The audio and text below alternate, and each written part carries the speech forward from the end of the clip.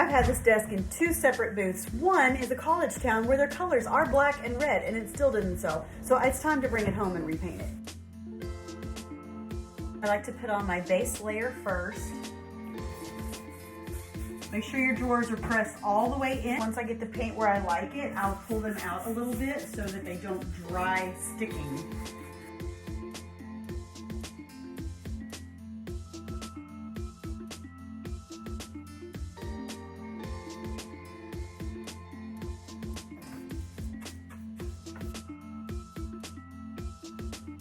So now that I've given it its first coat, I'm gonna pull these drawers out and let them dry. But how am I gonna get them out, do you ask? Get a little screwdriver and we'll stick it in the hole, and just like this.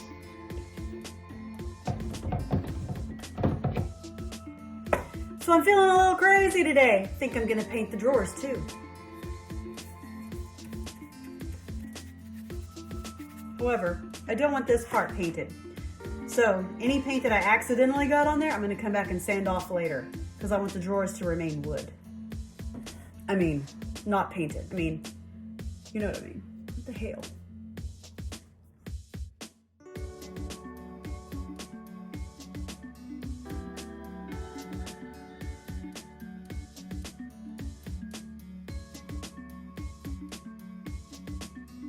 Number 1 rule of thumb when blending, use like-minded colors. Use colors in the same family or that have a really good relationship with each other. For instance, you wouldn't use a black and a white together. I mean, you could, but that's gonna be a really difficult blend. And if you're first starting out, I wouldn't recommend it. If you're first starting out, Manatee Gray and Dusty Blue are very, very like-minded colors. They already really, really like each other, so they're gonna be super easy to blend on this desk.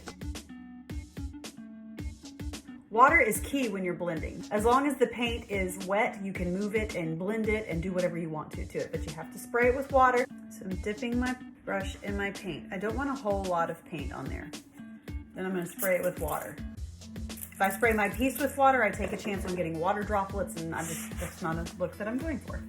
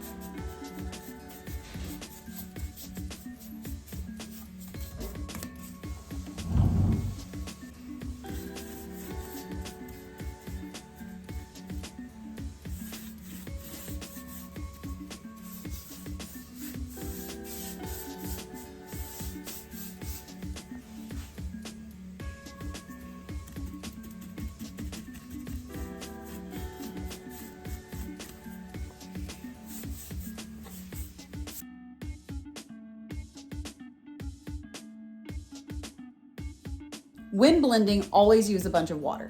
I've already sprayed this desk down with water because I thought I was recording. Turns out I wasn't, so it's already done, but here we go. I'm going to put another coat of Manatee Gray on there, and then I'm gonna come back with Dusty Blue and highlight the edges right here around, probably around the whole perimeter of the desk. Perimeter, is that right? Yes, perimeter. Perimeter, that's right. So my Manatee Gray is still very wet. I'm gonna come back with my Dusty Blue around the outer perimeter, outer edges, whatever, okay, whatever. Around the outer perimeter, outer edges here, perimeter. Why does that always stumble me? Using my Dusty Blue brush, and then I'm gonna use my Manatee Gray and my Manatee Gray brush, blah, blah, blah, blah. That I don't even need a third brush to help marry the colors. They're gonna marry each other like they're Romeo and Juliet. They're running off together whether I like it or not.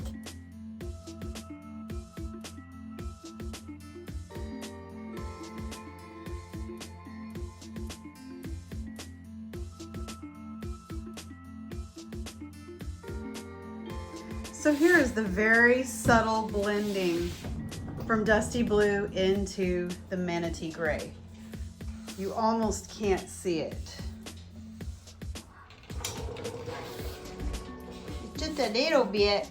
So here's the thing. Anytime you are wanting to put any kind of wax over a chalk paint, just know your chalk paint is going to be super porous. It doesn't matter the brand. It's chalk. It's porous. It's going to, whatever you put on top of it. You want to get that again? So sometimes I really want a grungy piece, so I will put wax straight over the chalk paint and let it suck it in and just be like super dirty. Now, if you want to be able to control your wax, you're gonna wanna put some sort of a liquid top coat. You can put wax, you can put like a clear wax on top of it, but then you have to wait for that to dry and blah, blah. I prefer everything that moves fast, so I like a liquid top coat. I'm gonna be using Dixie Belle's Satin today, and I'm just gonna give this desk a really quick top coat so then I can apply my black wax.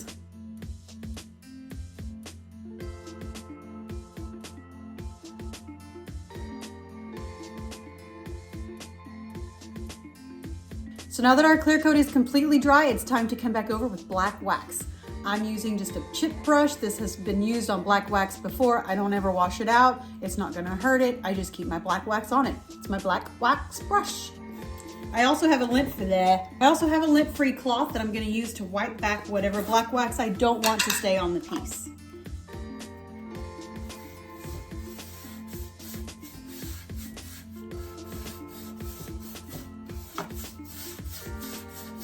Getting in that crack right there.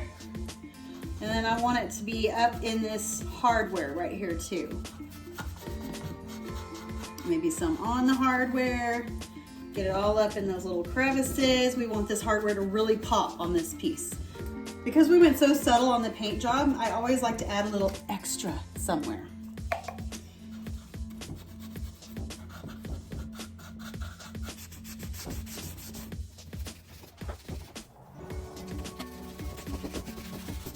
You can also use a baby wipe while doing this if you want to wipe back even more.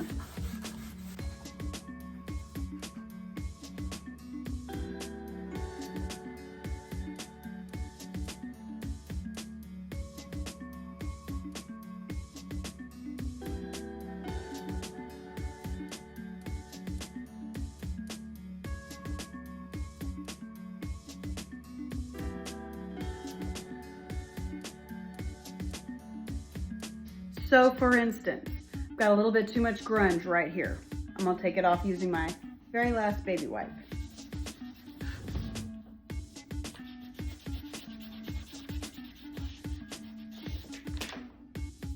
So if I wanted to wipe back any of this even more, I would use a baby wipe. But I like using a lint-free cloth because it's still a tiny bit grungy, but controlled grunge. It's like controlled chaos. It's kind of fun, but you can nip it real quick if you wanted to.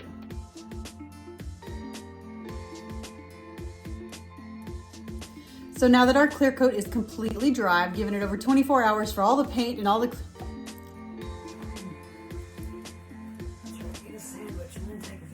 Once you let it dry, probably gonna cut that.